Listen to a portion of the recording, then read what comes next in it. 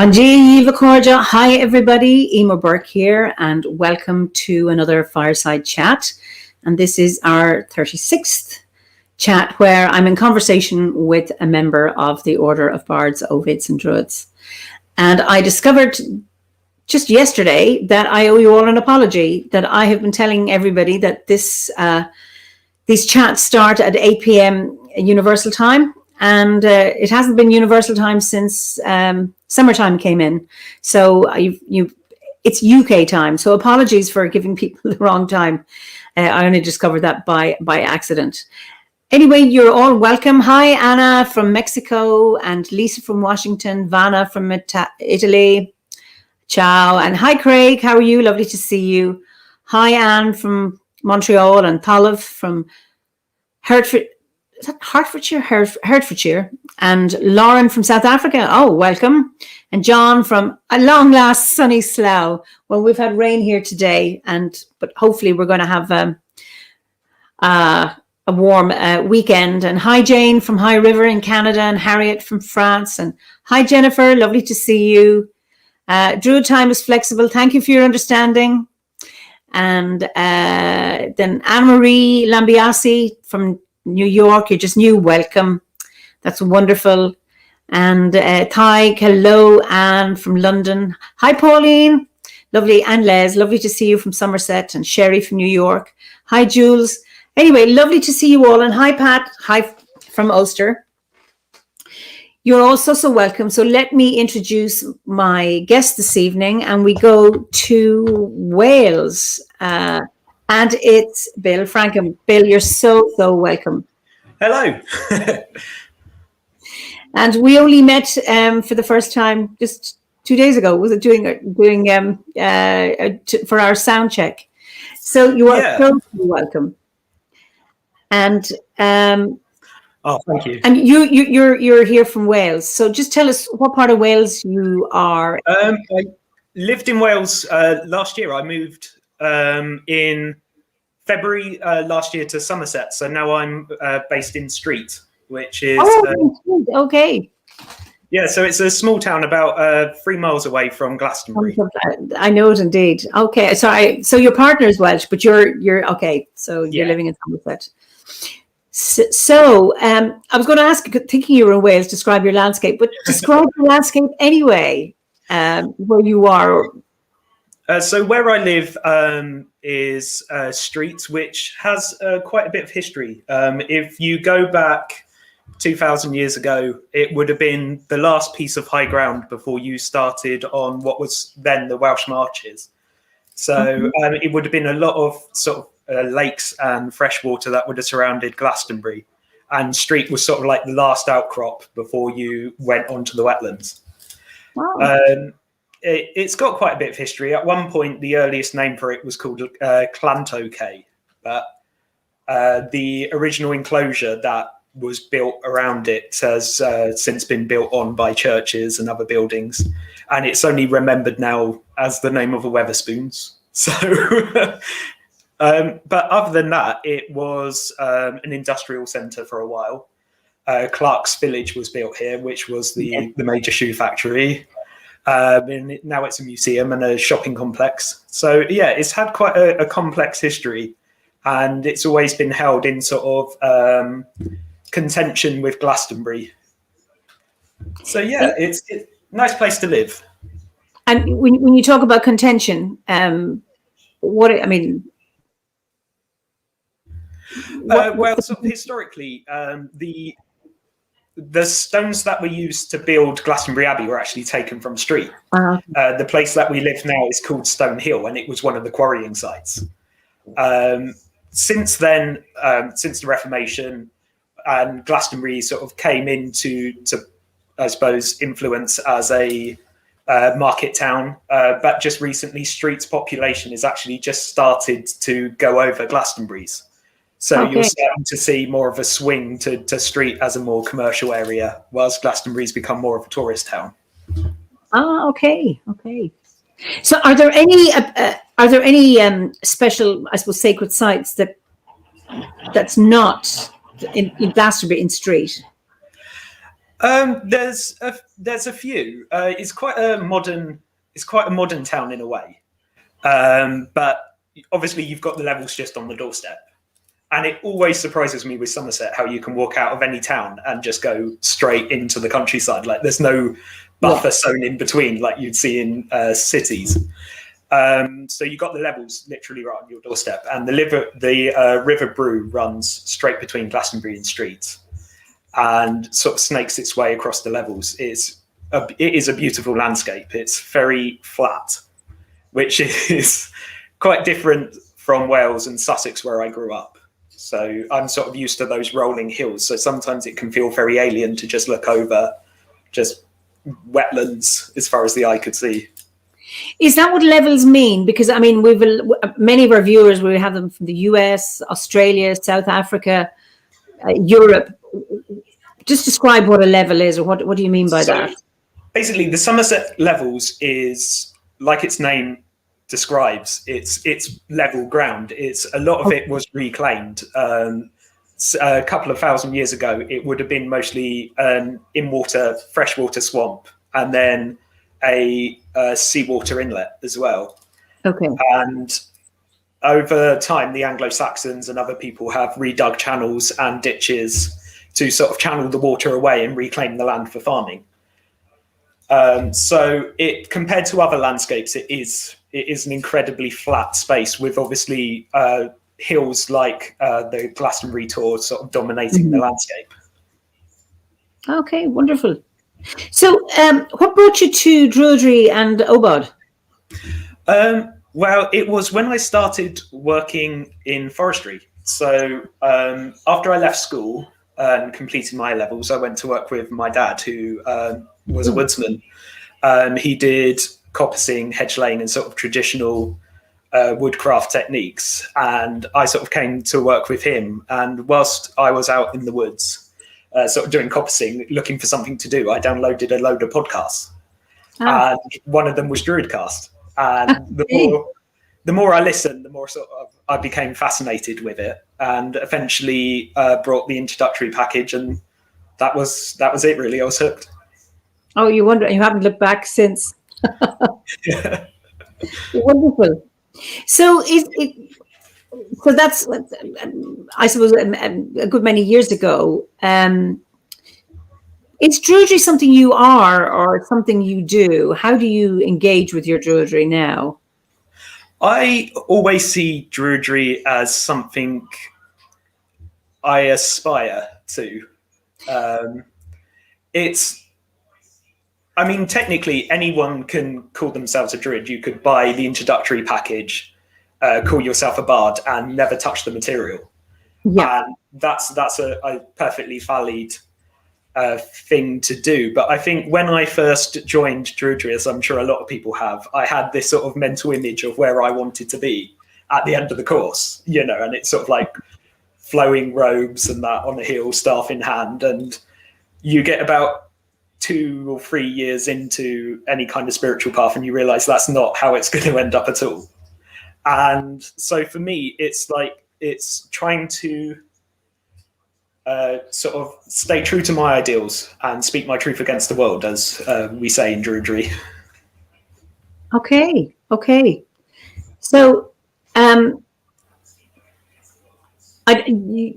you start, I don't know when you I assume you were helping your dad before you even, prior to leaving school. Can you describe, or can you remember your first spiritual experience? And I don't know, was it in the woods or did you have one elsewhere? So I've sort of always, ever since I can remember, I've always been fascinated with mythology. So I used to, my first love was ancient Egypt. I was absolutely obsessed with it. And it was always my dream to be an Egyptologist when I was older. Okay. So sort of as the years went on, I sort of started to explore more aspects of mythology, sort of the ancient Greek, Roman. And as I got sort of into my teenage years, I became fascinated with Celtic mythology.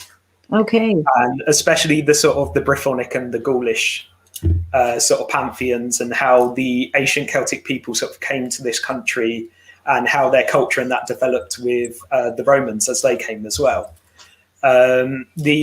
where I used to live down in Sussex, there was a lot of like Roman tumulus and burial mounds, and they were all throughout the woods and that where I worked as well. So there was sort of a constant influence, I think, as you sort of traverse the landscape in Sussex. And it was sitting on those and sort of connecting with the spirit of those places,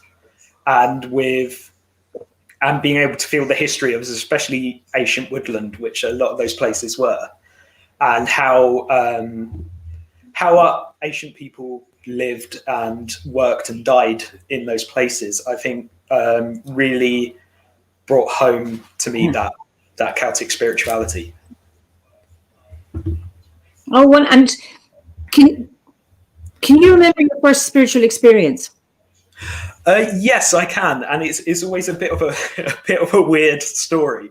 But I was out. I must have been about 13, 14. I was out for a walk across the fields around the back of our house, because where I lived was a small hamlet called Selham, which was a tiny little. Can't even call it a village. Like a tiny hamlet of about 30 people. An Anglo-Saxon church, a tiny little church, and a pub, and that was it.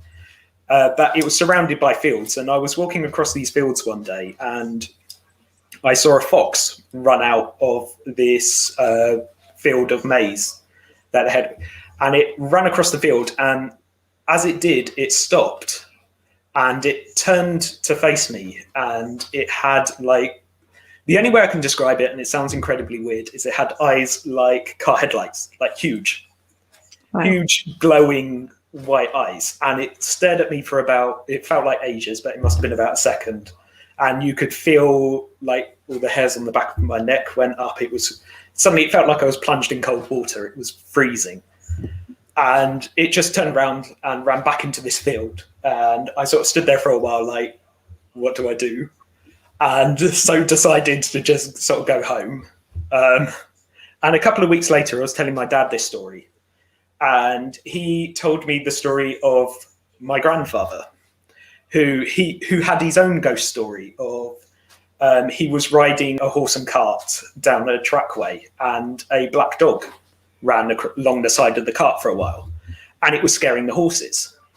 So he went to hit it with his riding crop, and the crop went straight through the dog, and the dog stopped and sat down and watched him, and it had the same big glowing eyes.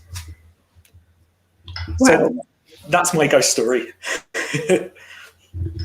That's fascinating. And these glowing eyes were in the daytime? Yeah. Wow.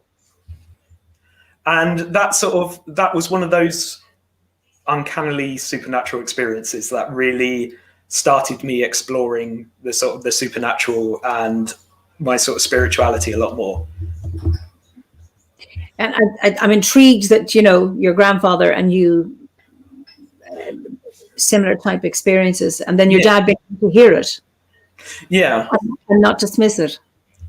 And that's it. I think it was because like my family, or at least my father's side of the family, is sort of resolutely practical when it comes to these kind of things. And so for my grandfather to have told that story would have been, I never met him personally, but according to my dad, it wouldn't have been something he would make up. He was quite sort of staunch about that kind of stuff. A wonderful story. Have you had other experiences? I'm always intrigued by these. A few. I think since coming into Druidry, or since exploring a spiritual path, it opens you up more to that kind of thing, or I'm not sure whether you become more receptive to it or you notice it more. I've always been quite skeptical when it comes to that kind of experience, but I've always been sort of open to it, and it's that sense of the otherworldly, that sense of presence in places and in experiences. And it's not always ritual. It can be just walking in the woods and feeling a presence that you can't quite explain, or that kind of like slightly otherworldly feel. Absolutely. Yeah, I like that notion of that, when I suppose, like with you, it's being more aware or paying more attention to and noticing more. I just see some comments. I guess animals produce ghosts as well as people. That's from Mark Rhodes Taylor. And Anne Beer says, what a wonderful story of intergenerational spirit encounters, the fox and the black dog.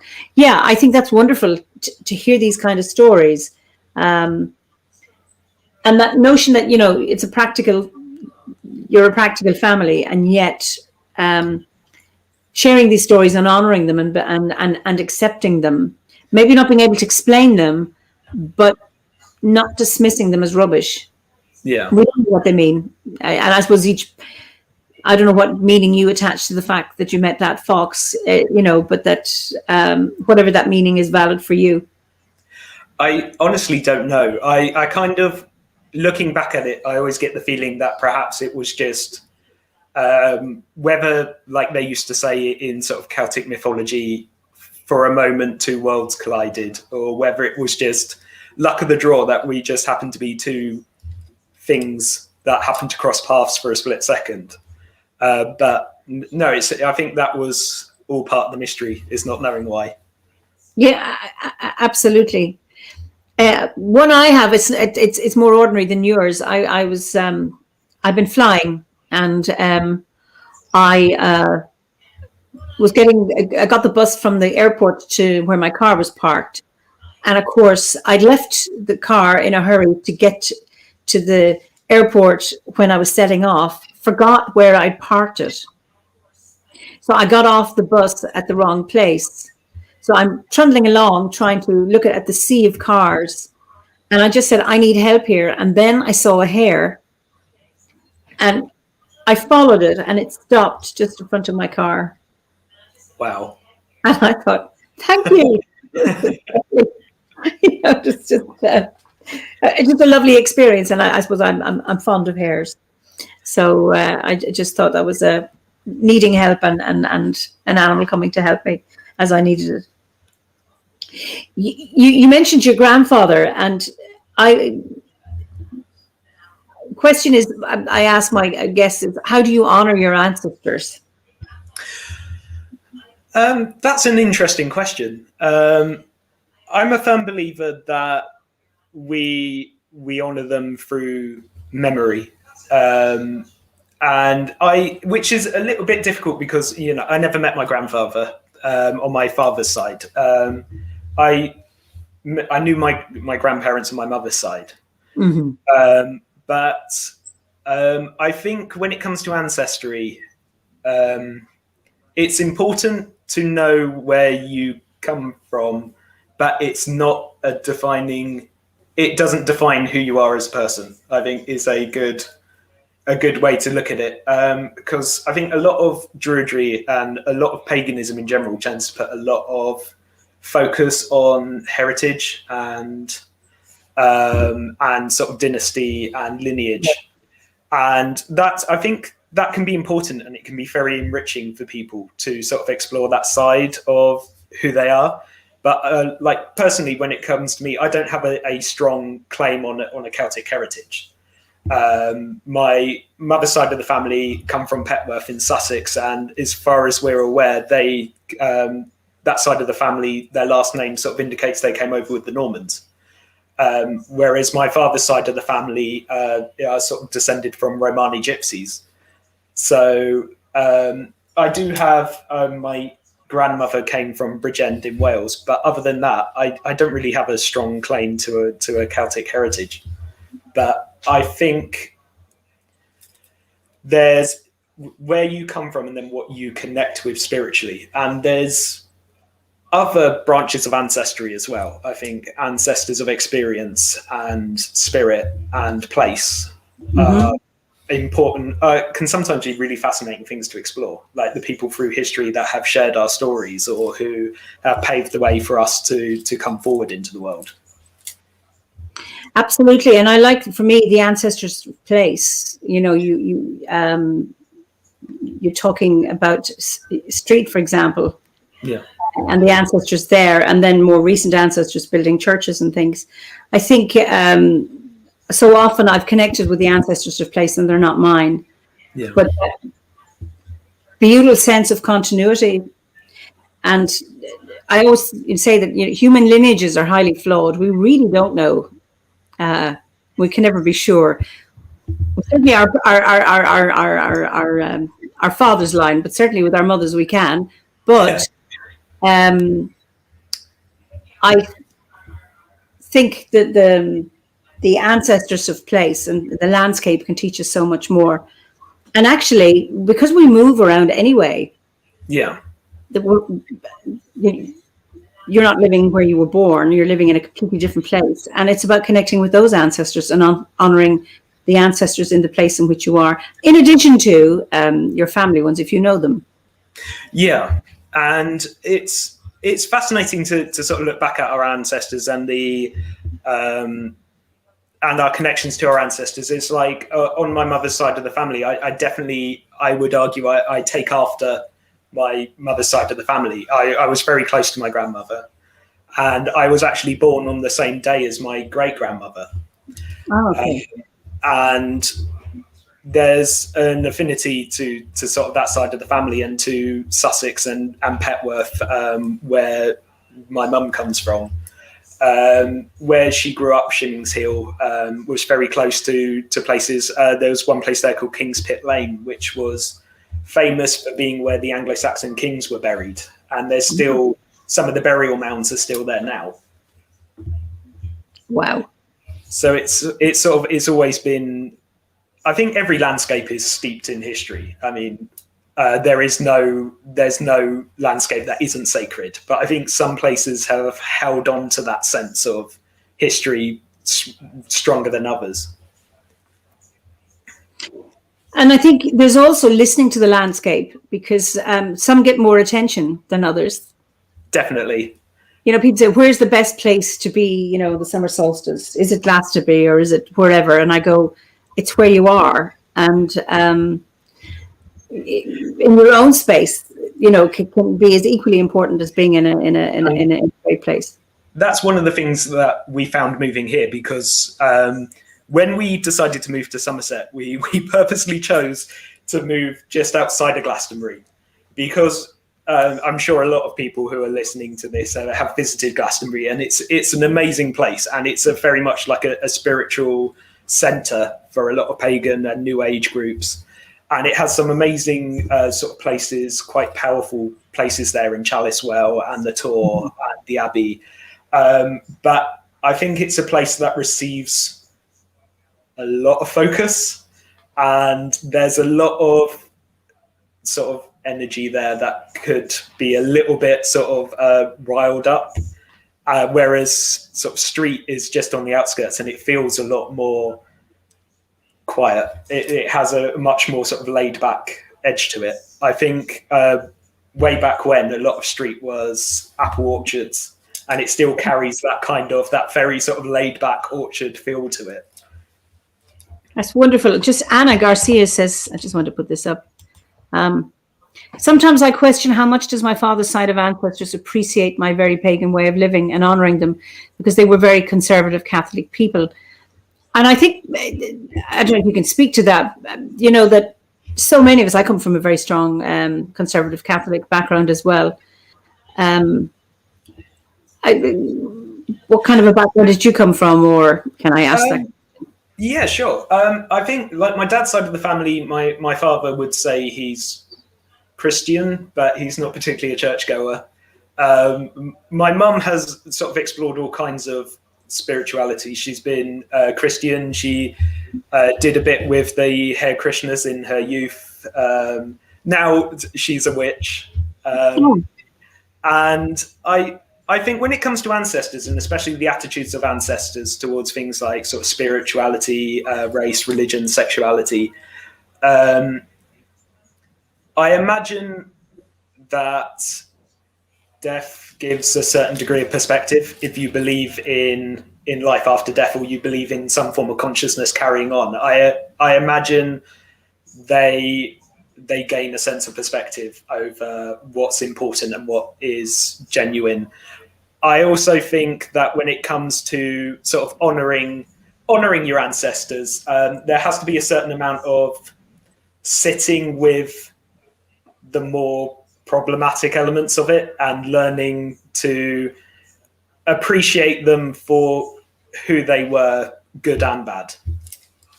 And that's not necessarily a disrespectful thing. It's the best way of honouring them, because we're all complex people. We all have, we've all had situations in our life that have been difficult, that we may not have handled in the best way, or we may have views which might not be appreciated by people in the future. And being authentic in exploring their stories and their lives and realizing why they were the way they are. And that doesn't excuse their actions, but it does explain them to an extent, I think can be quite a healing practice. I think, and that comes with it, compassion. It's interesting because like I said, I come from a Roman Catholic background, and I often wondered, had my father been alive when I became a Druid, when I started, I don't know if he would have coped. But 24 years after he died, he became one of my guides. And I always had that sense then, because I had conversations with him, that he was doing a lot of work on the other side and gaining a different perspective and enlightenment, and that our personal development, our spiritual development continues. It just doesn't end with the moment of our passing. And that for me was hugely reassuring and enlightening. And again, around, I suppose I'm a psychologist, so during my own therapy, it was around recognizing that our parents or ancestors perhaps did the best they could, given the resources they have, their own experiences. It doesn't condone the awful things they may have done, but it gives you that other perspective. And somebody mentioned, just wait a bit back up, this is from Andrew Newton, ritual and practice in the Catholic Church is very pagan in a lot of ways. I certainly think so, in terms of ritual, in terms of candles and incense and chanting. There's a lot of things that are similar. I suppose the difficulty or the difference is with the dogma or the teachings. And I think it's fascinating when you look at how Christianity developed, because for a period in its existence, especially its very early existence, it was by definition pagan. It was the outsider, and its followers met in secret in crypts, and they worshipped and spread the stories of their faith between each other, and they did face persecution for it. And I think it's fascinating when you look at it from that perspective of, Christianity is the dominant faith now in the West, and it has its own incredibly problematic history in certain aspects. And I think a big part of healing for our culture moving forward is to explore is to reckon with the negative aspects of it, and to bring those things into balance. And I think that's something that all religions need to explore as well, not just Christianity, but even paganism. As we develop as a religion, we're still very young, as far as the other world faiths go. We're still in our infancy. We're not the same religion the Druids had 2,000 years ago. We're something new. We carry that torch, but we aren't what they were, and they had their own issues as well. So I think that's something that is really fascinating to explore with religions, how they developed and where they're going.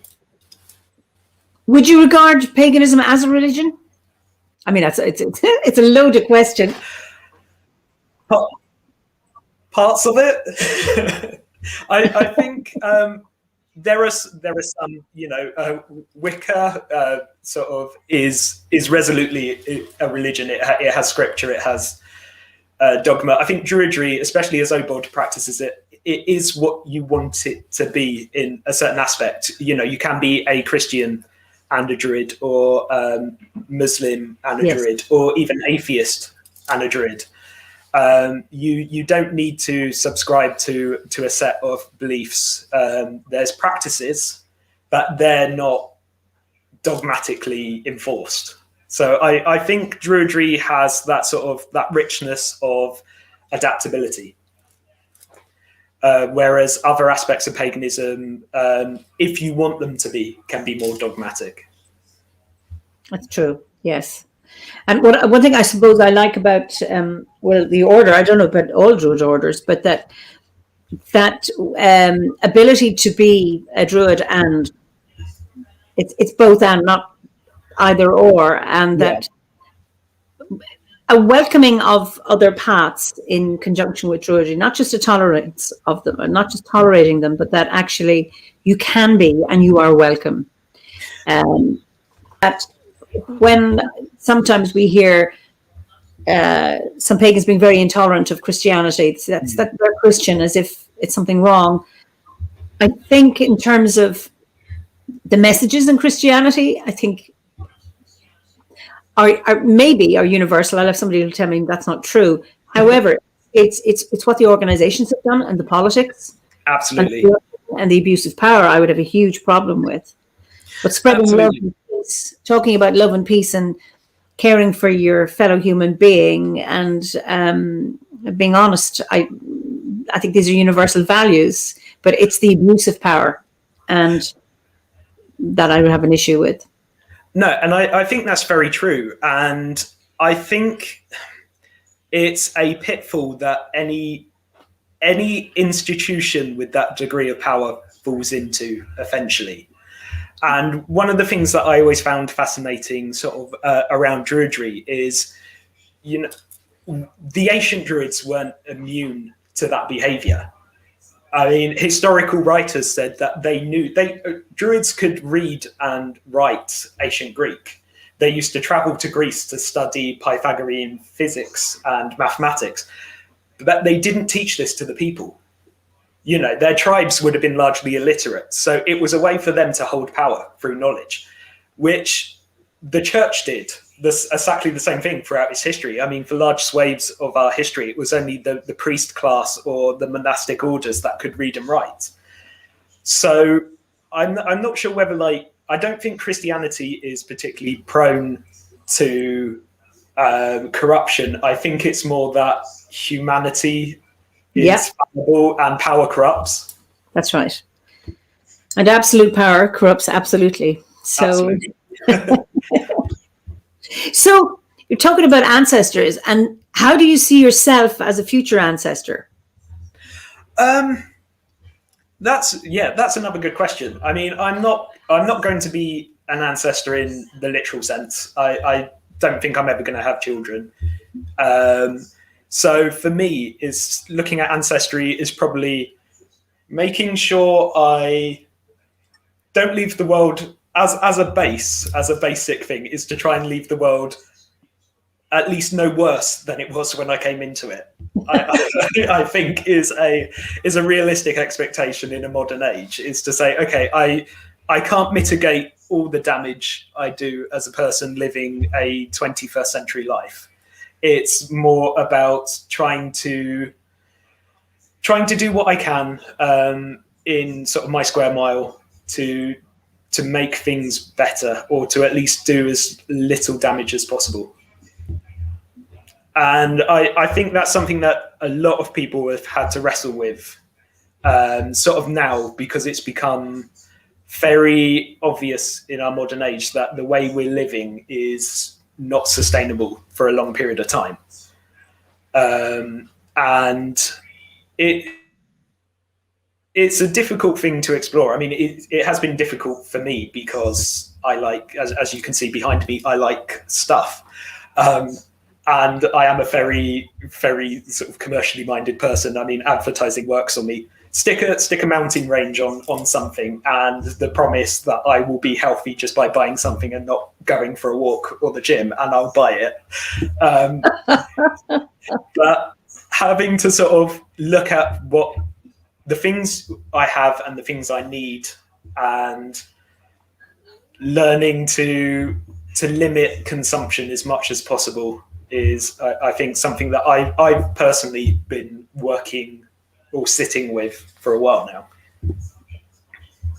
I think, yeah, and I so get that I think it's harder to be in tune with the environment. I mean, okay, we can appreciate it, but in terms of our impact or our footprint, living in the 21st century is a very, very big challenge. I mean, we say, okay, we're talking on this platform, so you didn't have to come over to Ireland for this chat, or I didn't have to go over to you, so we've saved an airfare, or sorry.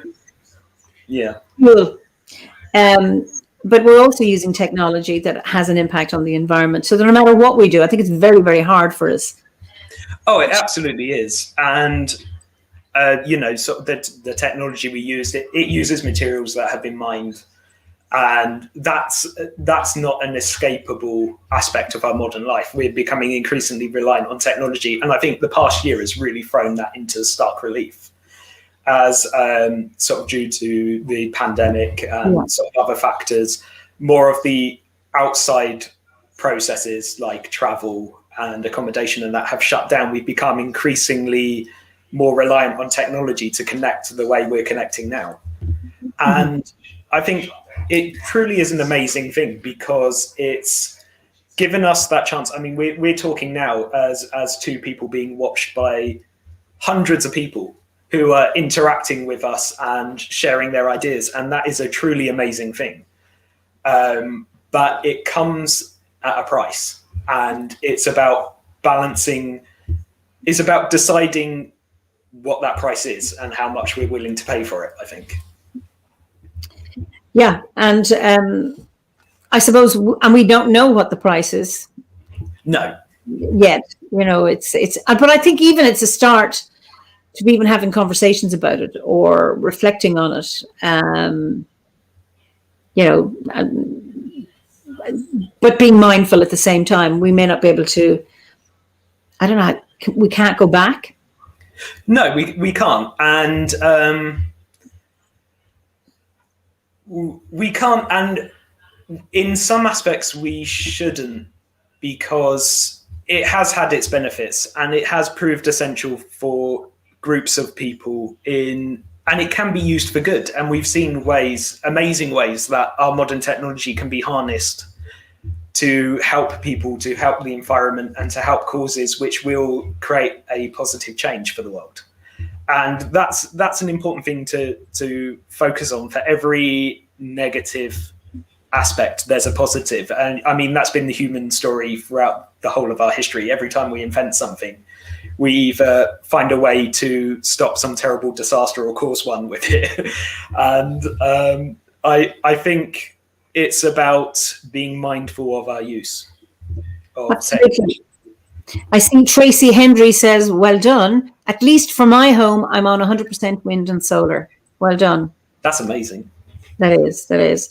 And yet, when you look at even the solar technology, that uses stuff. So, and that's not a dig at you, Tracy. I've just got solar panels put up on my camper van, and I'm hoping when they get connected, to in Ireland, I'm very hopeful that there will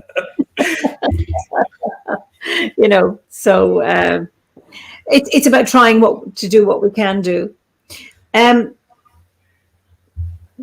How has Druidry supported you, or have you noticed, that being a Druid has actually supported you in your life? I think Druidry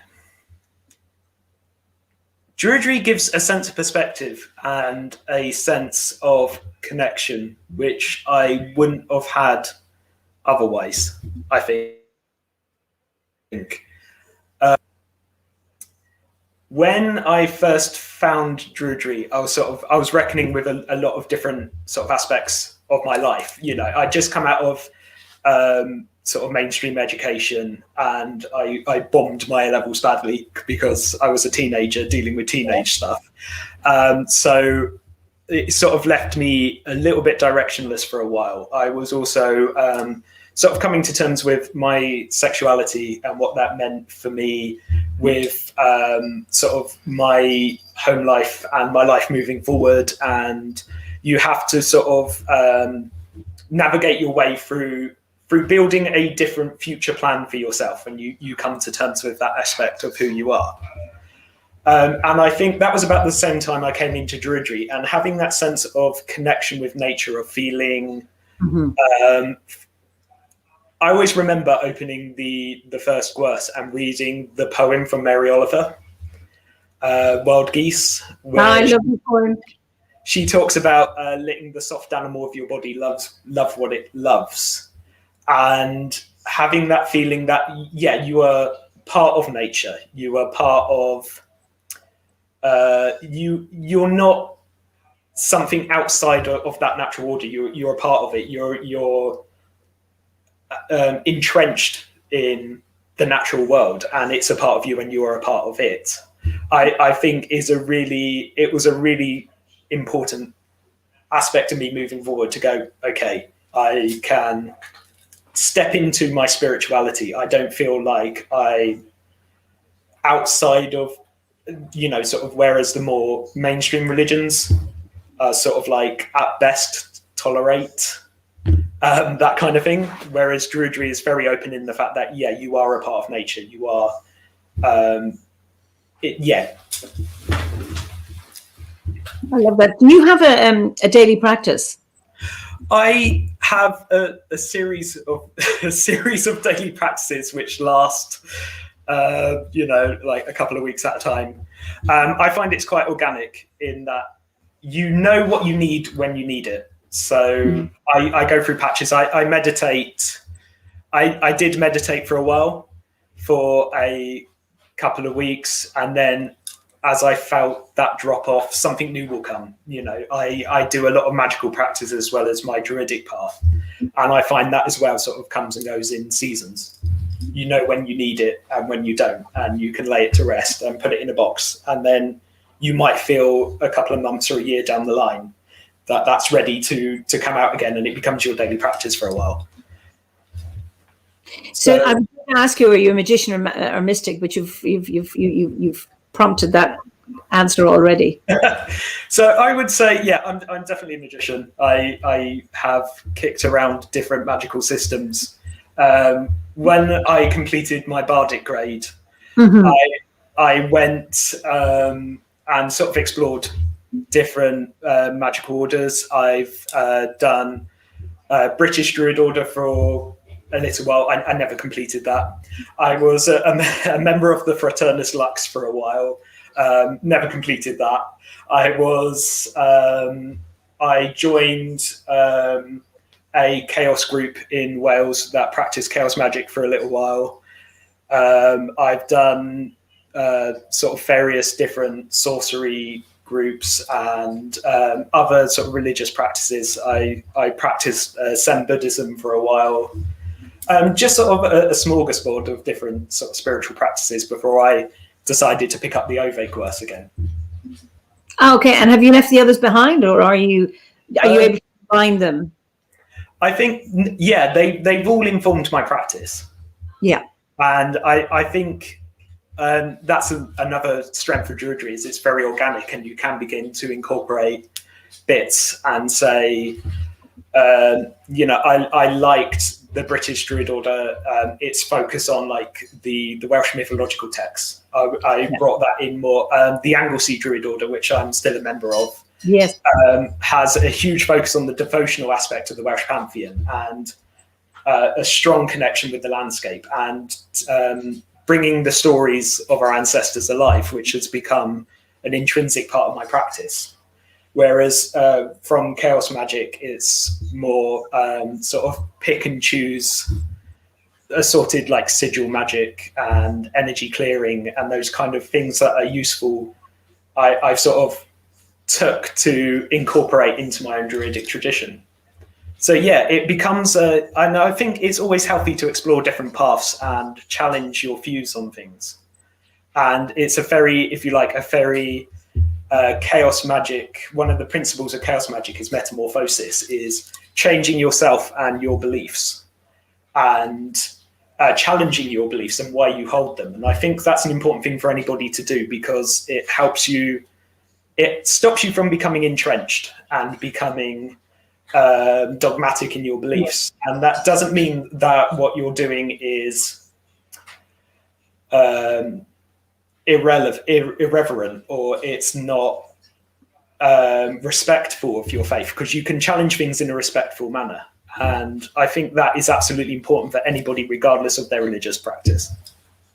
I agree. I think we always, that questioning the values we've been brought up with, questioning our own values, it's not dissing them, but it's actually exploring them, unpacking them, and taking ownership of them then. Because you find, is this a value that is of use to me? I've been brought up with it. Is it important right now? And if it is, own it. And if it isn't, then you can lay it aside and take on other values. But I think it keeps us aware and awake to be able to question. Oh, absolutely. And I think it's important to question sort of every aspect of not just our spirituality or our religion, but also our culture, and why we hold the values we hold, and why we do the things we do within. And I think I like the fact now that we're living in a time where people are starting to question that. What does it mean to be a worker in a society, and is that balanced? Is the needs of the employer and their employees, is it a fair exchange? Why does our culture hold the views it holds on gender? I mean, what does it mean to be a man in a modern world where we don't need warriors, where we don't need fighters? What does it mean to be a woman in a world that's becoming more and more equal, where you're not bound by society's expectations of how a woman should look or act? And I think being able to challenge those views and saying, okay, they're not set in stone. These aren't dictated by nature, but by culture. I think that's a really important thing to do. And also, like the values we hold, how we view good and bad, how we view morality when that morality has changed from culture to culture. I mean, you go back to the time of the old Druids, they had an alien and in many ways quite a cruel sense of justice and honor that we wouldn't necessarily associate with the more romanticized image of them we have today. Can you give an example? So the most famous ones would be more in the sort of Gaulish cultures, would be basically the sacrifice of kings. So a quick sort of history lesson on Celtic culture. For the Celts, the king and the land are intrinsically tied together. So the health of one influenced the health of the other, and a bad ruler could result in a poor harvest, or the land failing, or being plunged into war or plague. Throughout history, there have been bog bodies found which have the markings of a ritual sacrifice.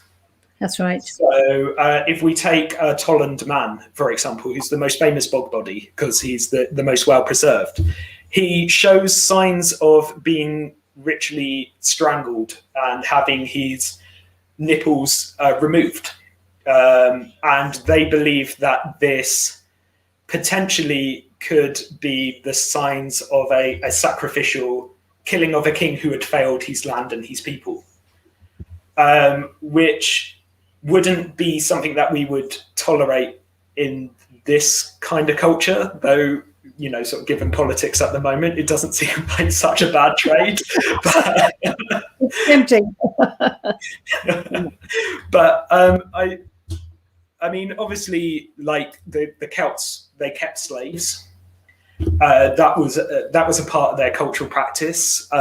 When they met the Romans, I mean, one of the interesting bits of history I always find is it wasn't a Celts versus Romans. It wasn't a lot of the Celtic tribes sided with the Romans because they could offer trade and market routes into their empire. a lot of them were rewarded quite handsomely for it. I mean, the tribe in the Somerset area were called the Doboni tribe. Mm-hmm. They surrendered to the Romans before the Romans even entered their tribal area, because they were fed up of being raided by their neighbouring tribes. The tribe who lived in Sussex were the first ones to meet the Romans, and they completely capitulated to the point where their tribal chief actually had a seat on the Senate in Rome. So it wasn't a clean conflict that sort of history likes to demonstrate. It was quite a complex and, like all political history, quite messy. And it's similar in Ireland, the Normans were invited over with the help of Henry II by Dermot MacMurrough, the King of Leinster, to get help to fight with a neighbouring chief or king. That so often that has been the case, and I just see. And what do the Romans ever do for us? I mean, that's Monty Python, isn't it? So it's. I find that very, very just amusing. But yeah, it's that notion of that, that romantic notion that, the Druids were the victims and the Romans were the baddies. And I think we do have a very sort of romanticized view of history and of the sort of cultures and traditions of the time. And in many ways, it's more fascinating to look at them from, especially as pagans, we tend to see them in a very sort of romanticized, white flowing robes on a hill, long beard, that very sort of Renaissance romanticized image, where it can be more fascinating and more enriching to sort of look at them and in the context of the history they were in and how their society functioned and how they worked and worshipped and interacted with their gods and the spirits of the land and place that they lived in. Yes. It's interesting, the bog bodies, and there's some here with nipples removed as well. And I know when a king was elected that I think the reason for the removal of the nipples is that those who paid homage, they just didn't bend the knee, but that they would suck the nipple of the king in an act of what? It's that funny combination of sort of nourishment and supplication as well. It's symbolic, but it's also humiliating in a way too. So it lets them know who's in power, So if you've abused your power, you're losing them. So it's.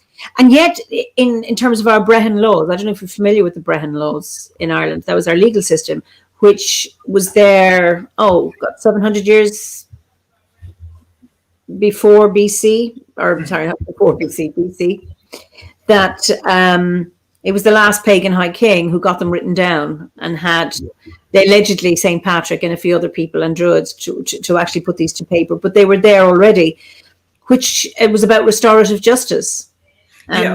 And which we could, and that they were actually operating until the penal laws were brought in the 1600s here in Ireland. And this is, as far as we know from the Roman writers of the time, this was the belief system of the Celtic people, was they believed in reparative justice rather than punitive, which was a more Roman way of perceiving the world. I mean, so for example, one Roman writer writes, if you killed a man under Celtic law, you wouldn't be killed, but you would be forced to do what that man did and to take that man's responsibility. So by taking his life, you would have to support his children and his wife. You would have to provide his role in the tribe for the rest of your life, which in many ways is a harder punishment because you are taking another person's burdens on. But they were firm believers in you had to make right what you did wrong, which I think in many ways is more, you could argue, more civilized than our current legal system, which is very much focused on punitive justice, which, under our modern system, if you do something against society, you are removed from society for a time.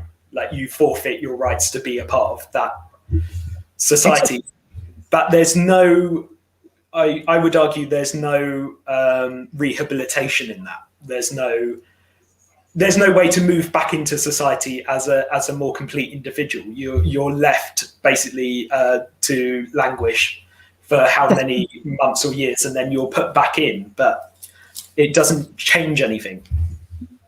I know, yes, and it doesn't work either, and it's not a deterrent. It doesn't stop people from doing wrong things. No, and that's something that can be objectively proven by just looking at crime figures. The amount of repeat offenders that come out of prison are very high, simply because you're not doing anything to help that person move on from the place in life they were in.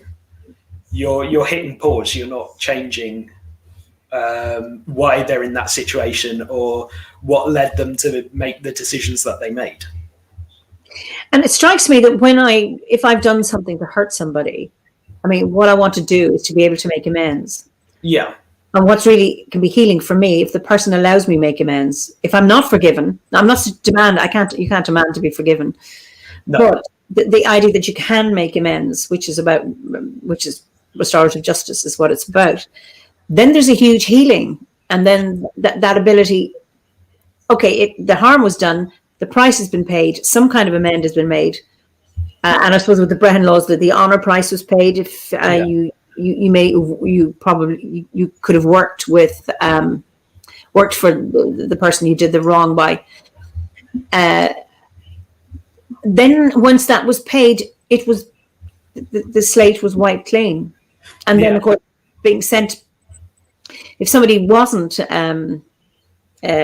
had no remorse and didn't care and refused to pay the honour price, then they were put on the curragh and they were sent to be on the ninth wave and left to their own devices, which was a choice in a way. It was like, okay, you have a chance to restore some justice here or make amends. If you don't want to, then.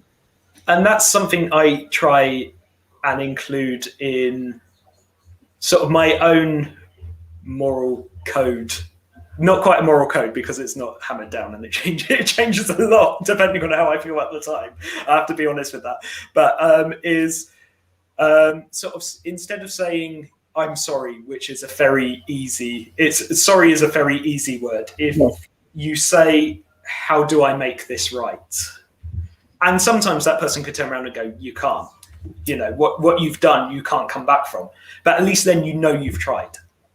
And I'm a firm believer that whether you believe in gods or spirits or not, you have to reckon with yourself at the end of the day.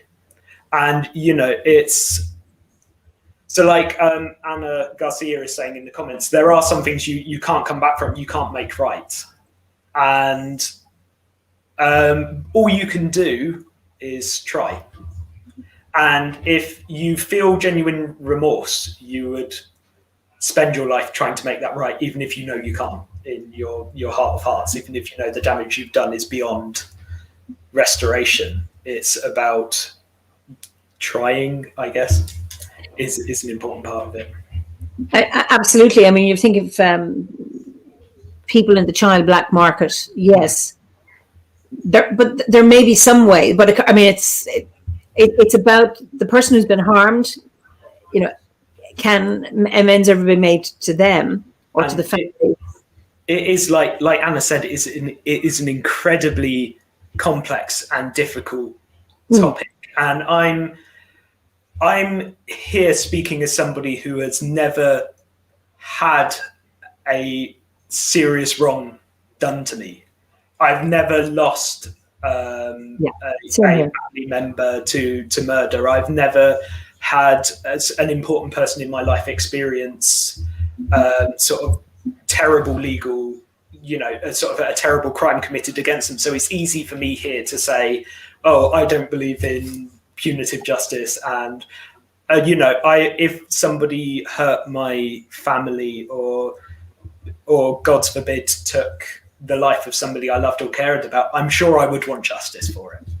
I'm sure I would be overcome with rage and grief. And so So yeah, it is very easy for us to sit here and go, yeah, like we believe people should be allowed to redeem themselves and they should, but that's a few born from privilege, I think, in a certain aspect. It's a really hard one because I like the notion of redemption, but that doesn't mean colluding. It doesn't mean saying that was okay that happened. And we're talking about justice. It may be punitive or restorative, but there is justice. There needs to be justice. Yeah. However that is played out, I don't know. It's a really hard one. But I wonder if somebody says, Eimear, making the evil action stop is key, then finding ways to reduce the chances of it happening again. Absolutely. What a great challenge it is, given that many abusers, for example, were abused themselves. I think there is, it's about stopping it and how we do that. And I doesn't stop it. The death penalty doesn't stop it. No. And I think, like, my partner had spent a amount of time on the bench as a magistrate. Okay. And had to make these difficult decisions and about sort of like what justice should look like for each person, because every case is different and every person's reasons for doing what they do and why they act the way they act is different. I mean, like Eimear is saying in the comments, in a situation like that, damaged people damaging other people, it becomes a cycle of a chain of abuse, and I think as a culture we have to look at, are we perpetuating that chain, or are we finding a way to stop that cycle of abuse and that cycle of torment?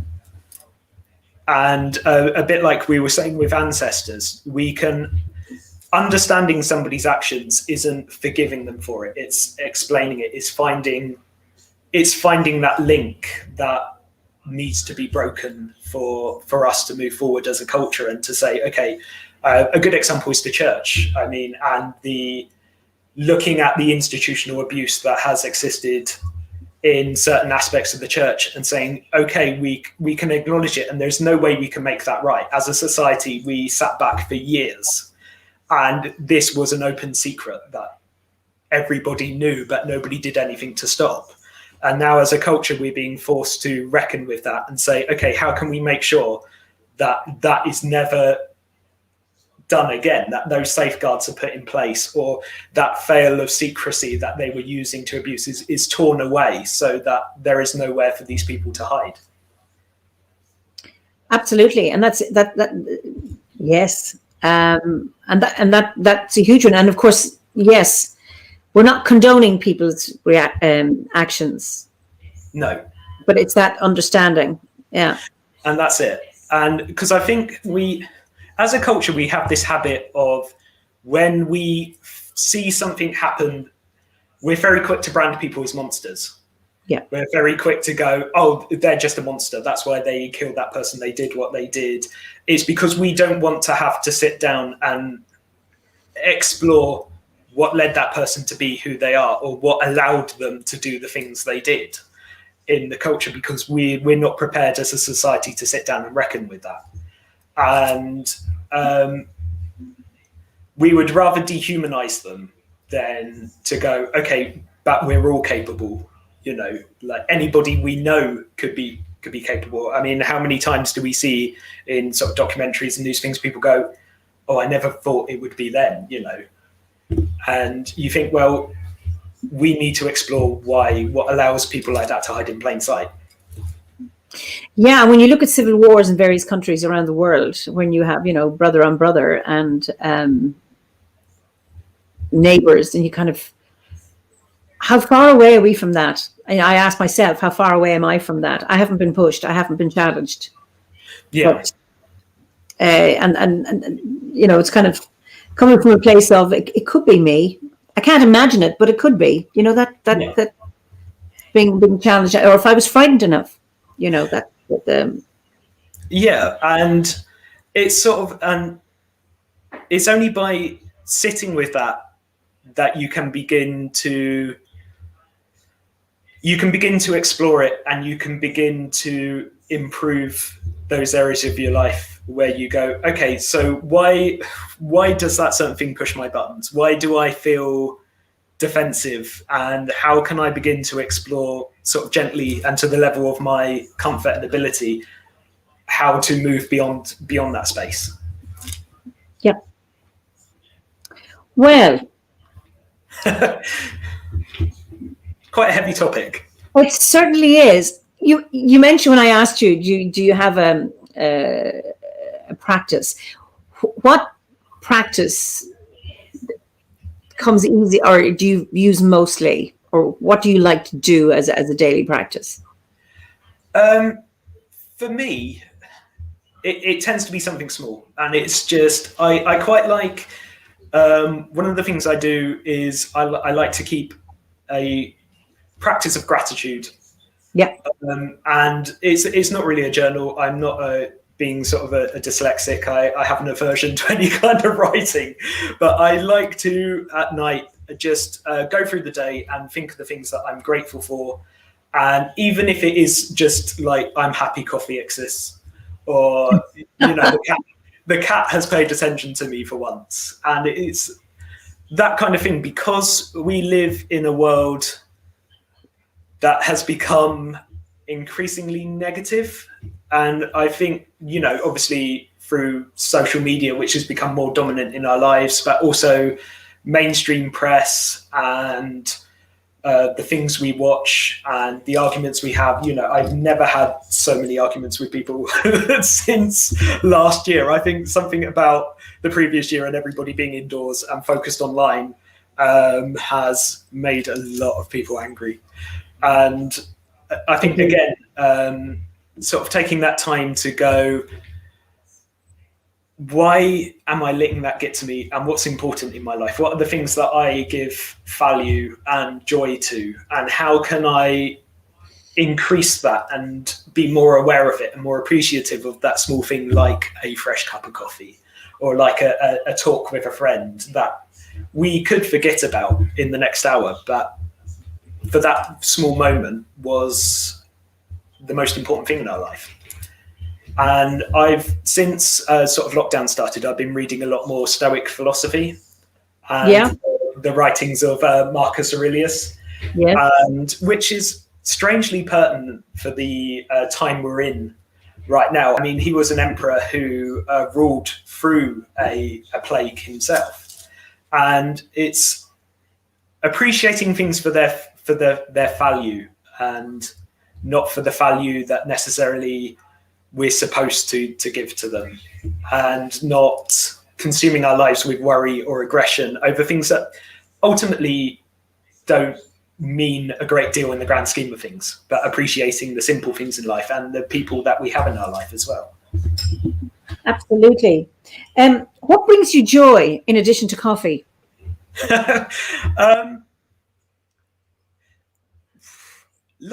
I'm a very easily pleased person. I drive my partner mad because I'm very laid back. I just sort of, I cruise through life, typical Pisces, nothing, just go with the flow and see what happens. So I'm very easily pleased. For me, I'm an avid reader. I love mythology. I love exploring sort of Celtic and Gaulish myth. I recently started walking more, which I don't think my body's overly pleased with, but I needed it because I have put on a lot of weight over lockdown. I was doing all right until that started, and then I just sort of comfort ate my way through 6 months, and I don't know what happened. But that has been really good for me to sort of walk the landscape of a new area I'm in, because we only moved here a year ago. So being able to physically be on the land and connect with it and notice those small things, like the heron fishing in the river, or the mist rising in front of the tortoise, and that it's those small moments which bring joy, because you think for that split second, that's an image, that's an experience which will never happen again. So it's this small and precious thing which I get to hold on to, and I was a part of. For that split second, me and the heron and that river and the clouds passing over were in a configuration which will never happen again in our universe. And that's an incredibly precious and powerful thing to be a part of. And once you come into awareness that every aspect of our life is like this moment now, we're having a conversation through a computer which is connected through wires and signals being sent through the air through thousands of miles all around the world. And there are people who are listening and engaging, and that is an incredible thing. And it's sort of like trying to remember that every moment of every day is a miracle in one way or another. And every moment of life is precious. What would you say has been your greatest achievement? I don't know. I think there's always achievements left to do. I don't have a greatest so far. What so far?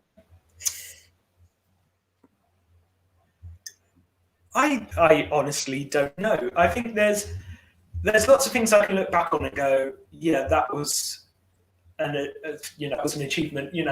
So for me, like even going to my first Druid experience was the 50th anniversary, and that was my very first time meeting other Druids at all. I grew up 24 years in a tiny little village of about 30 people in the backwoods of Sussex, and I got the Grus and looked for it and loved it, and found out the next gathering was the 50th anniversary, and decided I was going to go. And sort of my parents were a bit skeptical, I think, because they were like, oh, is it a bit of a cult? Is it a bit like, is he going to run off and become a hippie Glastonbury? And I was a bit worried, because I thought, are they going to all think I'm crazy? Because, you don't know what to expect, and you think, okay, I'm going to go there with all this spiritual nonsense of like, oh, I've got an altar to Kanunos and I practice in the woods, and they're all going to look at me and go, bloody hell, where did he come from? But building up the confidence and to go there and to interact with people and learning and sort of feeling part of that community and so I think every achievement is a dive into the unknown, and having the confidence to just go, okay, I always promised myself I would regret the things I've done rather than the things I haven't. So that's the kind of philosophy I live with in life. And it worked out for me. I went to the order. I actually met my partner at the 50th anniversary. Lovely. So yeah, 7 years now. And it totally changed my life. And it was taking that jump into the unknown that did it. So and since then I've done, other things outside of my comfort zone and push. I think we all should, within sort of reasonable, safe parameters, is a bit of an oxymoron to say safe comfort zones, but to know your limits. But then say, okay, what's the worst that could happen if it goes wrong? If I, make a fool of myself, or I will take that risk and I will push into it and see what happens. So, speaking of risk, what's the most reckless thing you've done? I think I worked in forestry and construction for quite a while for about 8-10 years. Yeah. And the amount of things I look back on and I go, flipping heck, how did I get out of that without any kind of serious injury? And I didn't, because, those knocks you get in your 20s start to haunt you in your 30s. And I wish somebody told me that when I started. I've got I got a dodgy knee. I've got a bad ankle. Some of it was from work. Some of it was from, perhaps slightly youthful drinking sessions, which went far. But yeah, you look back and you go, okay, like I took some serious risks then back when I was young and thought I was invincible. And now I've reached that age where the spectre of mortality is starting to hang over me, and I'm thinking, oh, I better control my diet a bit. What's your biggest challenge that you've overcome?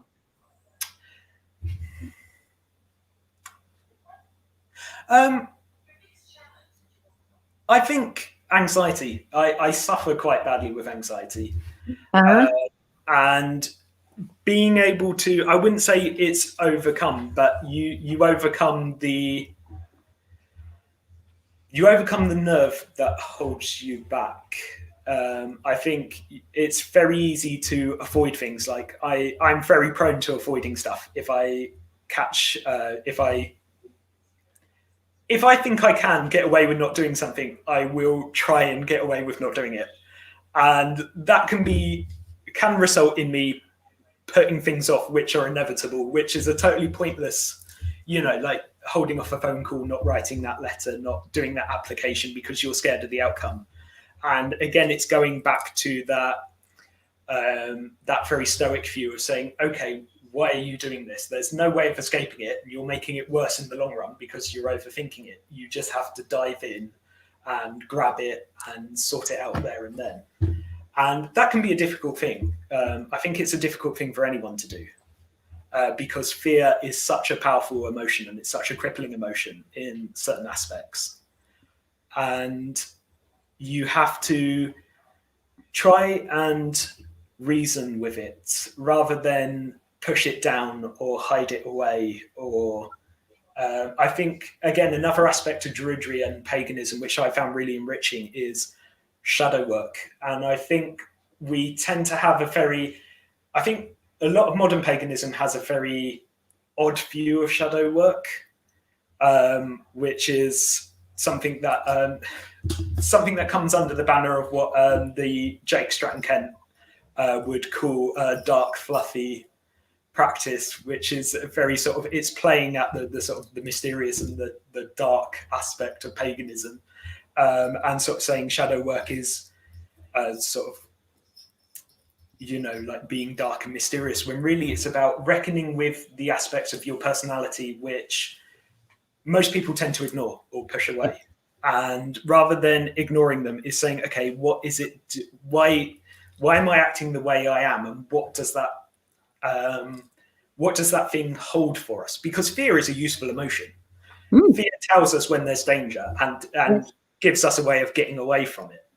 But when fear has no direction, it becomes a negative force in our lives. And that goes for any emotion. Anger can be an incredibly useful emotion, because to sort of put it bluntly, anger gets shit done. It's the passion that drives people to make change in the world. But if that has no safe release, if there's no valve to express it, then it becomes toxic because it's turned inwards or it's turned at the wrong target. And fear is the same. If you have no outlet for it, or you have no way of reckoning or communicating with your fear, it becomes toxic. It's turned inwards, or it becomes focused on things that it shouldn't. Mm-hmm. So shadow work for me is sitting with those emotions and trying to explore why they are what they are and why they have that influence in your life. Yes, it's about making them your friend. Absolutely. Rather than blocking them away. And then one of a fantastic book I'd recommend for anybody is a book by a Buddhist guru called Saltram Alioni, who she's written a book called Feeding Your Demons. Okay. Which is about sort of coming to terms through visualization, visualizing the parts of your personality that you would like to change, sort of anger, fear, jealousy, greed, and imagining them as a monster, as something sitting opposite you, and talking to that creature in a sort of visualization space, in a meditative space, and learning to love it and to feed it what it needs to be fed, because she's a firm believer that all of these emotions are positive allies that have been turned into something negative or have corrupted into something negative. And by learning to love them again and appreciate them as a part of our own inner world and as our own our own allies in spirit, that we can begin to incorporate them into our lives in a more healthy way. Oh, absolutely. And somebody says, beautifully said. maybe after this you can put the reference into the actually, can you do it now? Yeah, sure. Are you able to type from where you are? I'm not able to type from my end, but okay. So when you go into Facebook after the OBOD Facebook, you can put them in. Yeah, but sure. That will be really, really helpful. Yeah, I think it's our awareness of these feelings and allowing us to express them in a healthy way, whatever. I'm not sure how healthy, but in a measured way rather than it being in a chaotic way. I think it's really, really important. And yeah, I think that's a really important thing to do. We especially live in a society where we're taught to. I can hear an echo coming from your. Is there another? Is that better? I can hear an echo. Is your partner watching it? Yeah. In another room. I'll just tell him to move. Yeah, I can hear them. I've been hearing it for a while. Just I don't know if other people can hear it. If it's not disturbing people, just put in the chat if you can hear it. I can hear myself, so there's obviously a delay between what I'm saying and what your partner's hearing on the other side. Yeah, he's been relegated to another room, so he's watching it in there. I think we're okay for the moment, anyway. Is there anything you change about your life? No. I think it's not that I don't have regrets, because I think it doesn't matter how good your life is, you're always going to have that one thing that keeps you up at night going, oh God, oh no, why did I do that? And I have a fair amount of those, but they all led me to who I am and where I am now. And every decision we've made, good or bad, has made us the people we are. So I wouldn't change a thing because I wouldn't want my life now to change. I'm satisfied with the life I have. And I think that's another thing which I think is really important, because we live in a world that is increasingly online and increasingly social media. Like, I once had a friend who I was having coffee with, and she said she was jealous of her own Facebook profile because she'd created a very, very curated, very specific view of her life, and it didn't reflect who she was as a person. And she felt jealous of it. And I think we do go through social media and we see our friends and we only see the best side of their lives. Right. We only see the joy and the pleasure and the experiences that they want to put forward. And it can lead to a lot of people feeling that their life isn't good. And I think we look for happiness all the time when we should place just as much value on those moments of comfort, or that moment of security, of just being alive and in the moment and going, okay, I'm not climbing Everest, I'm not on a beach in the Bahamas, but I'm comfortable and fed and content with life and my place in it. And I think that's just as valuable. I think so. And I like myself. I like what I'm doing. And I think that's really, really important, because we do have fantasies about other people, that they have the perfect childhood or the perfect job or they're really confident. And where I'm a bundle of nerves inside, or whatever it is. Yeah. And of course, Facebook is and any of the social media presentations have that. And it's about, actually, that's great. I'm happy for that person, but I also like what I'm doing. Yeah, and I think that's it, of just saying, like, I am content with who I am as a person. And that doesn't mean that there's not room to grow, and that doesn't mean that there's not parts of myself that I want to change. But at this moment, here and now, I'm content with who I am.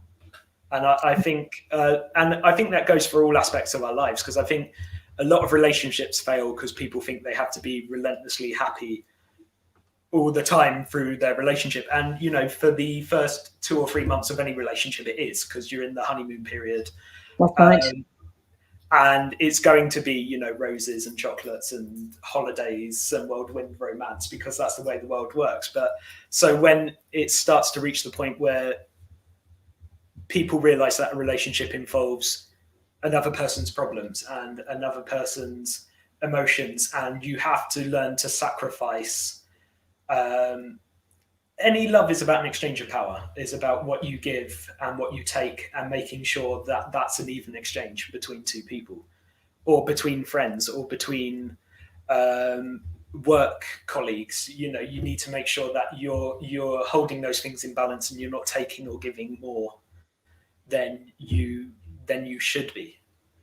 And we can't expect to be gloriously happy with every aspect of our life.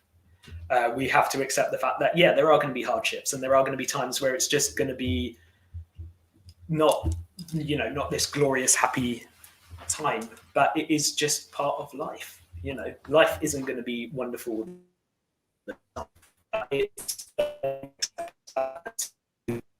Now you're breaking up on me.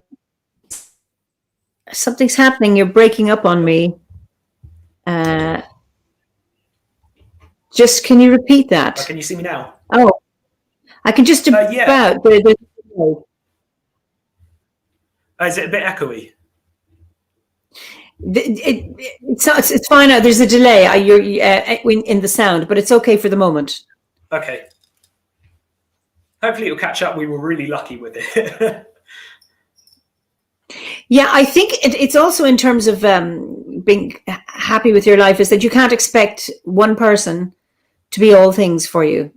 Exactly. So and you have to let them be who they are, and you can't expect them to change to fit your idea or your ideal of how the world works, because that's never going to happen. And I think there's a lot of people that expect a relationship to be like this two-headed monster, where you think the same things and do the same things and have the same interests, and you have to say, no, they're their own person, and I love them for the person they are. And you know, I love my friends for who they are, and my family for who they are, good and bad. And I have to respect the fact that they love me for who I am, good and bad. And there might be times they'll be bloody annoyed with me, but it's, knowing me, like lots of times where they'll be bloody annoyed with me, but it's learning to appreciate that.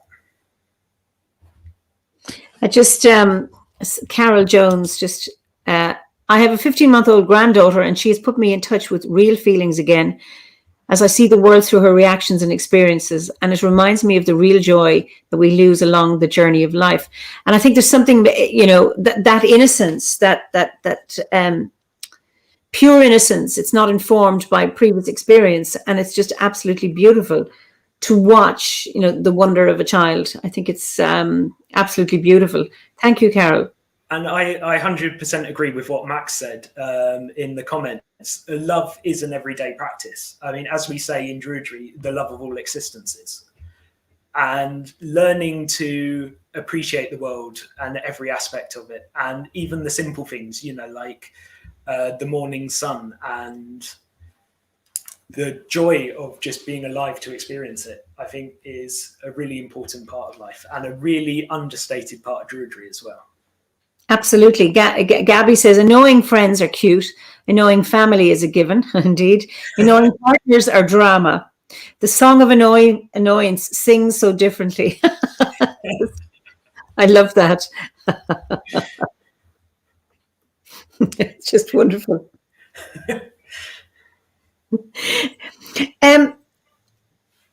Given that we've been now, just you said you're an avid reader, and I know you have a particular interest in the Welsh myths. Would you like to talk a little bit about that? Yeah, absolutely. So I trained with the Anglesey Druid Order, who are very focused on Welsh mythology, and taught by Christopher Hughes, who I'm sure a lot of you know, absolutely amazing teacher. And from there, I sort of began to explore a lot more aspects of Welsh mythology. And when we look at Welsh mythology, we tend to focus a lot on the Mabinogion. So for people who don't know, the 4 branches of the Mabinogion are a collection of 4 interlinked stories, which were written down in the 1200s.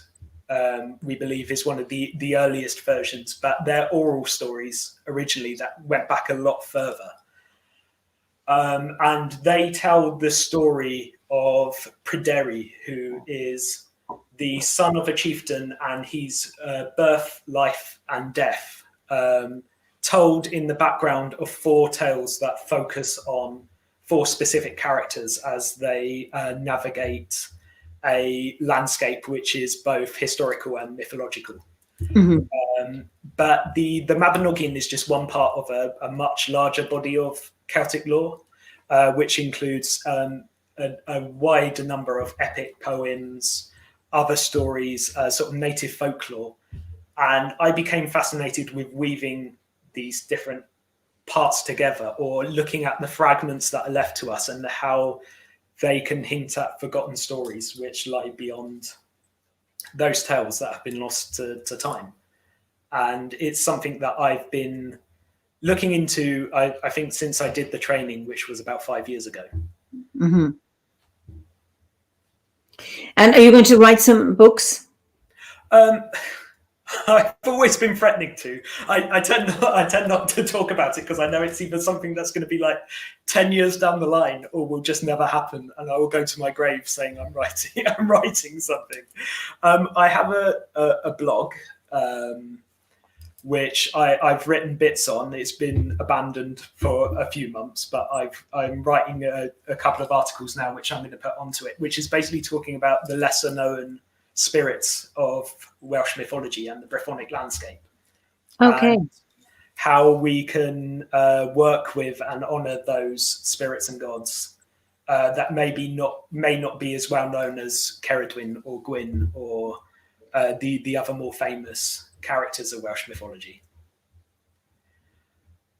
Because there really is a fascinating amount of history and mythology that is still waiting to be discovered, and it's anybody can look into these books and find a name which grabs their attention and explore who that character was and where else they appear and what symbolism and power is associated with them and the roles they play. And it's been an incredibly enriching part of my practice to do that and to see where these threads lead. Wow. Well, let's watch this space. I look forward to reading it. Oh, thank you. We may have kind of tipped on this in the modern world, but already. But what one concern you have about the modern world? I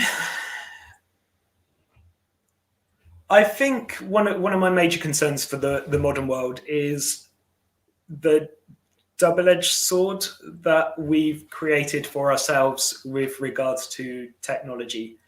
And I'm not a Luddite by any means. I am absolutely fascinated by technology and the directions we're heading with technology and how that's going to advance and develop as our culture and society develops. But I think we realize now that without sounding too pessimistic, that we were in a golden age, and that party time is kind of over, and this consumerism, the degree of consumerism that we are experiencing, and things like cheap air tickets, cheap flights, the planned redundancy of technology isn't something that's going to be sustainable for a long period of time, and we're going to have to look at more sustainable methods of plotting a future for the human race moving forward, because we've been at the door of this for quite a long time, of the downhill turn that our planet is facing. And it's not all doom and gloom, and it's not all bad, but it's something we seriously need to reckon with about how we use technology and how that technology is harnessed in a way that can support our planet rather than destroy it. So what gives you hope? I think this, ironically, the same thing.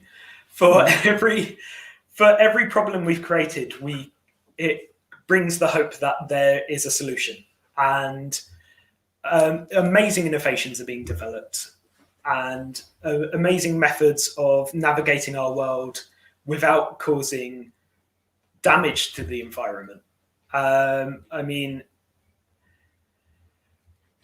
we can explore more sustainable forms of technology. We can explore what we can do as individuals, rebuild. I'm a firm believer in sort of like the solar punk movement of how do we repurpose or repair or reskill items which are broken or damaged, and how do we go against this sort of increasing culture of planned redundancy where we're force-fed this sort of need to change our phone every 6 months, to upgrade to the smallest, the flattest, the shiniest piece of technology we can get our hands on, and instead say, why? What does that serve me in the long term? What purpose does that have other than to push that technology even further?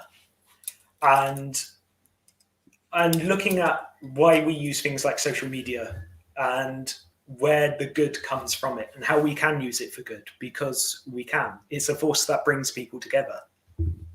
And that can be negative, but it can also be an incredibly positive thing. Yeah, Gabriella says the golden age is up next. It's not over. Cool stuff are to come. I wish that would, it would be lovely if that was the case. But I grew up with, when I was growing up, things got repaired. Yeah. I still have a mixer, a Kenwood mixer that I got in 1986 when I got married the first time. That's brilliant. And a small hand blender in 1987, and I still have that, and I still work it. They're probably the two oldest things that I have that still work. Everything else, with the built-in obsolescence. And I remember the first time I went with a leather bag to a shoemaker to get it repaired, and he said, it'd be cheaper to get a new one. Yeah. I remember feeling so sad. I actually like this. Can you not just stitch it and repair it? This kind of thing. That I get such a kick out of repairing things and making old things new. Oh, absolutely.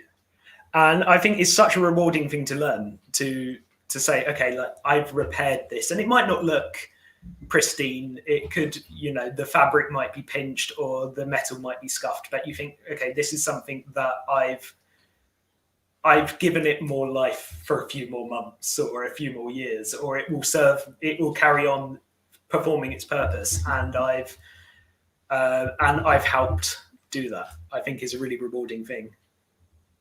I like the idea that something old has been much loved and that has a story to tell. Absolutely. And I've always been fascinated by that. It's sort of like the way the Japanese in Shinto, they believe that after 100 years, an item gains a soul. Oh, wonderful. And it becomes, because we're very, I'm a bit of an animist in my belief system. So I'm a firm believer that everything has the potential to have a spirit. Everything has the potential to have a life, if you like. And once we look at that, and you can feel that in houses, I believe, when you go to an old house, you can feel the history and you can feel the character of that building. I live in one, yeah. And it's like where we live now is a very new house. So I'm very aware of that. When I'm here, I'm the start of this building story. So I have to be respectful of it. And in a way, I have to nurture that building because we become part of this building story. In European folklore, they believe the first person to pass away in a house becomes the spirit of that house. So they become part of it. And we all do, in a way. We all become the ghosts of the places we live and the places we pour our heart and soul into. Absolutely. I just see one, Linda Steele, she still has a slide rule. I remember slide rules. I was never good at using them though, but it's kind of, that's certainly something from the last century. And Lisa Payne says, my mum had a teal colored vacuum that would roll into your ankles when you pulled it along.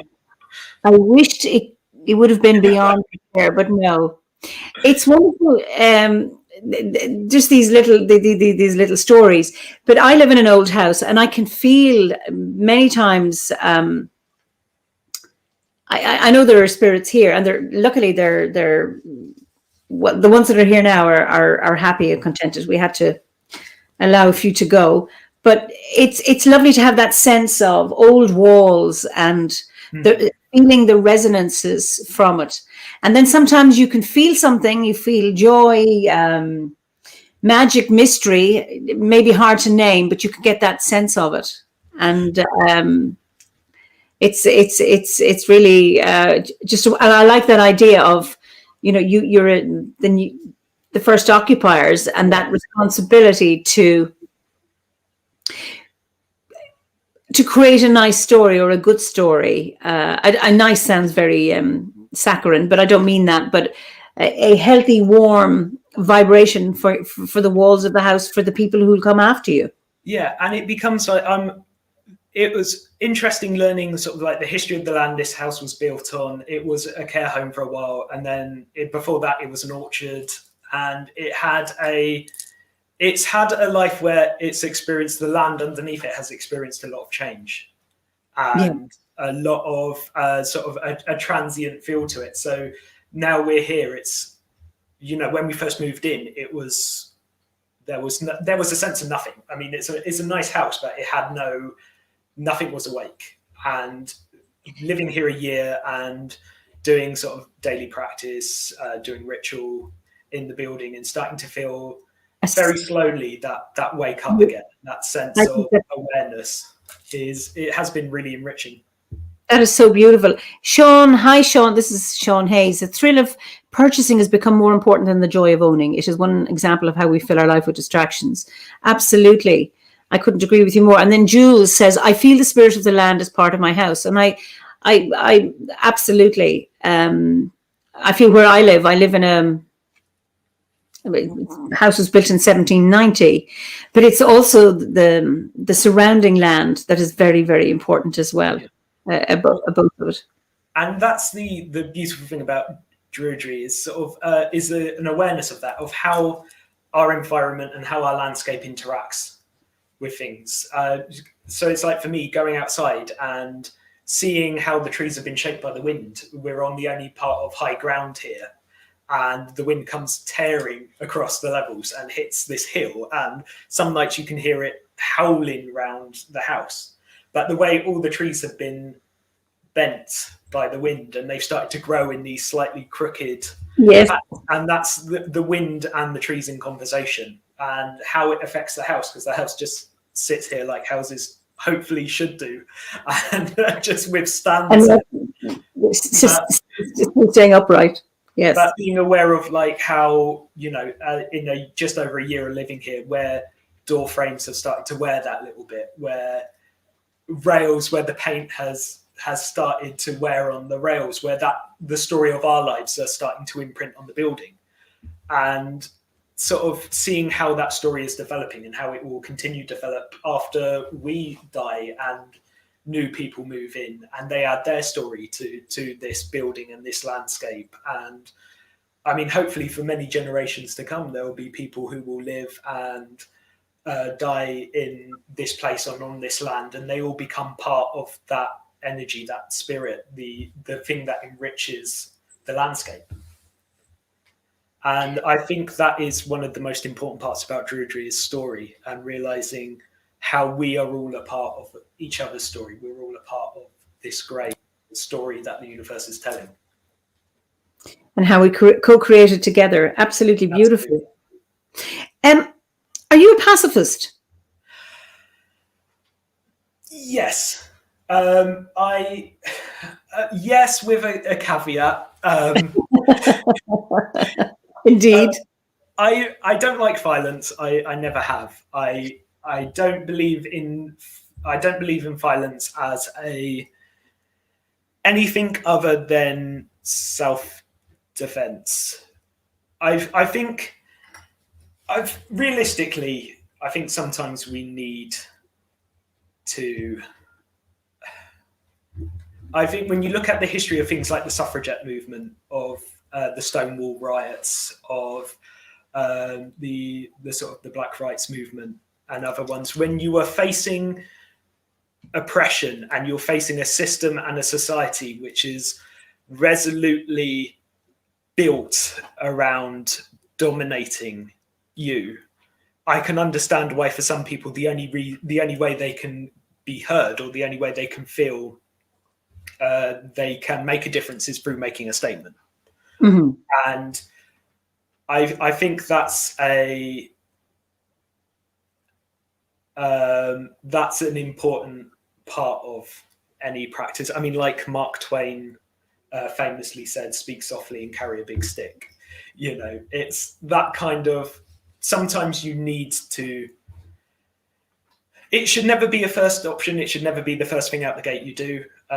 Violence should never be the first port of call, but sometimes it's an inevitable part of life. Life is conflict as much as it is joy. And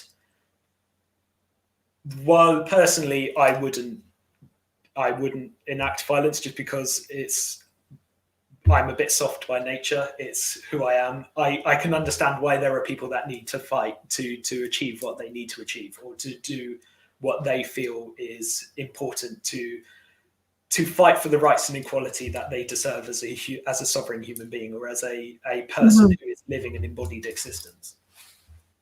Someone suggests it would work if I asked this question while poking you gently with a stick. Yeah, I've this notion of conditional pacifism, that I'm feisty and I'm fiery, but I don't like fighting. I don't like conflict. If I had to defend my children, I would. And again, I've never been pushed to it. No, and none of us know what we're capable of. When we're pushed to the absolute limit, we can never know for sure how far we would go. And I think, pacifism isn't easy. Like with justice, pacifism is a very easy stance to take when you're sitting on a chair in your house with the doors locked, having a conversation. But I live my life now in the awareness that as a gay man, that there were generations of people that faced horrific experiences. I mean, my partner knew people who were killed for their sexuality. And there were people who had to fight tooth and nail just to get the most basic recognition, or just to not have violence enacted against them. And I have to respect what they did, because I benefit from that. And I can't, so it's easy for me to say, okay, I'm a pacifist, I don't believe in violence, when I've benefited from rightful, or not necessarily rightful violence, but I've benefited from other people being on that front line and waving those banners for me. So, I think that you make a very interesting point, because, those who have fought for us, or for freedom or democracy, or whatever the thing is, that yes, I'm full of admiration, Absolutely. And it also means we have a duty to them as well, because we forget that those rights are so easily lost. Indeed. There are so many other groups of people who are fighting those same battles now. And I mean, for example, just looking at it from the LGBT spectrum, trans people are now fighting for the same basic rights and recognition that a lot of gay, bisexual, and lesbian people are having as just a part of their everyday existence. And we owe it to the people that fought for us to stand with them and to support them in getting the same rights and privileges that we all enjoy. I think yes, it's easy to forget if we're in the generation that haven't had to struggle that that we're all right and we can get smug and complacent. And like you say, rights can go very, very quickly, can be lost. Yeah. And we're seeing that in certain countries in Eastern Europe and that now, where LGBT people are losing their rights, where those hard-fought battles are now being backslid by increasingly right-wing governments. And that is something that can easily happen anywhere if we're not careful and we're not vigilant and we don't fight to move forward rather than sit in privilege. Absolutely. And yes. Before we finish, what will you not compromise on? Like, what is not negotiable for you?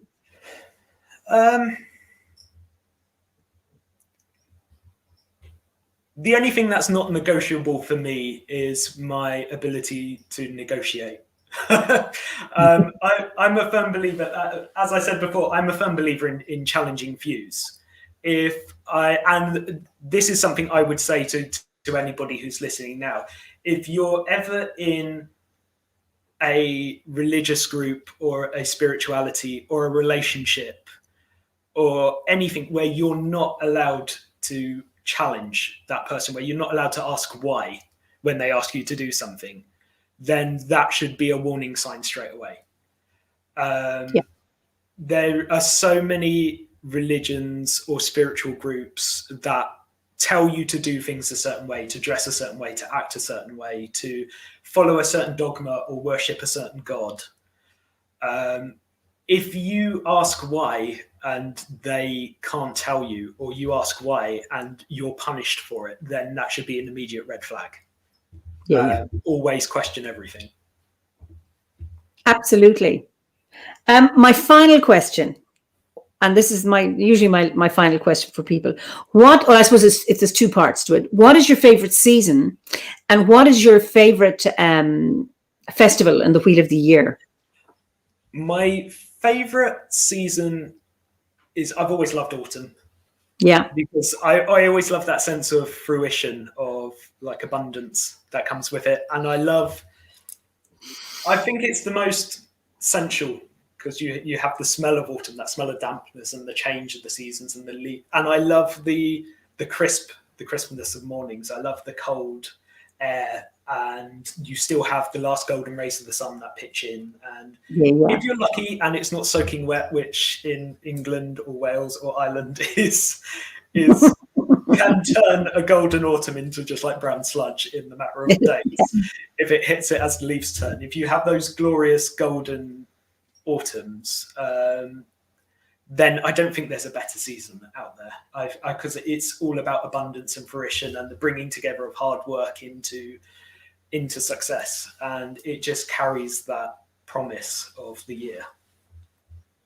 Gav Hines says, I love winter and the frost, but the last few years it's just been rain. Yes. Yeah. I wonder where you live. So what's your favorite Wheel of the Year festival? I would probably say my favorite, I don't especially follow the Wheel of the Year in a particularly heavy way, because I tend to follow a more Gallo-Roman tradition. So there's specific festival days for specific deities. But one of the festivals that I really like is Lunasa.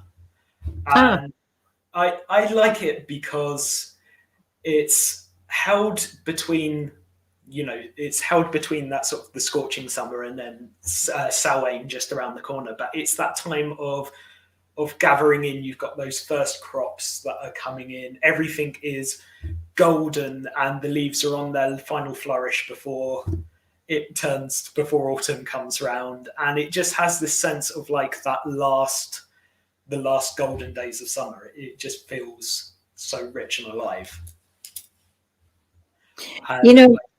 Go on. No, that's it. I just love it.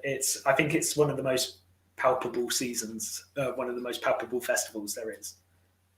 Well, it's interesting. Most people say they prefer Samhain, and then I love all of them. And now I'm listening to you and thinking, oh yeah, I love Lunasa too, and that's why I like it. But I think everybody when I first started paganism, Lunasa is one of those festivals where you go, oh yeah, that exists as well, because everybody focuses on like Samhain and Beltane and the winter and summer solstices, and I think for some reason Lammas and Lunasa were always the ones I found the hardest to interact with when I first started in paganism, because they're the sort of like they also exist, if that makes sense. Like the wheel all has this very specific function each festival, and then Lunasa and Lammas just sort of sit either end of the harvest season.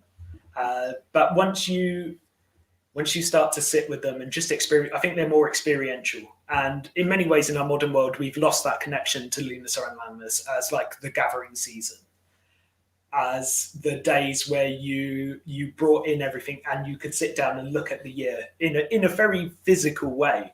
You could see your labor rewarded, and you can see whether the year had been kind to you or not. And I think COVID, in a way, and the pandemic sort of brought to mind that sense of when we went into the second lockdown in August, and I think we're all aware that the winter was going to be a difficult one with the pandemic, and we were looking at the winter coming up and going, oh dear, what could that bring? And to my mind, it took me back to how those people must have felt when they gathered in the crop and it wasn't quite enough, and that cold wind started to go in and they started to think, oh shit, what are we going to do for the rest of the year? And it brought palpable how that season is one of joy, but it's also one of danger, because it shows how how life as it was back 1,000 years ago is very different to the comfort we have now. And I think the last year gave a hint of how people used to experience that, which I thought was quite enriching in a way. Absolutely. Bill, it's been an absolute delight talking to you this evening. Oh, it's been fantastic. Thank you so much for having me. And I know just from the comments that there were too many comments to be able to, there's so many to follow. But I'm going to say goodbye to you and thank you so much, but don't go away. And I'll just say goodbye to everybody else. So it's been absolute joy talking to you, Bill. Oh, thank you so much. So thank you all for being with us this evening and your comments. And it's really appreciate that you can join in the conversation. And so Bill and I will just go through, read your comments again. And I look forward to seeing you again next week and for another Fireside Chat. And I'm really enjoying this season, as the weather is expected to be good this weekend, and hopefully going forward with longer days and warmer days. So slán go fóill and ihawa, and be well. And good morning to you, wherever you are, I suppose, in the Southern Hemisphere. Good evening, good afternoon, and see you all next week. So bye-bye for now.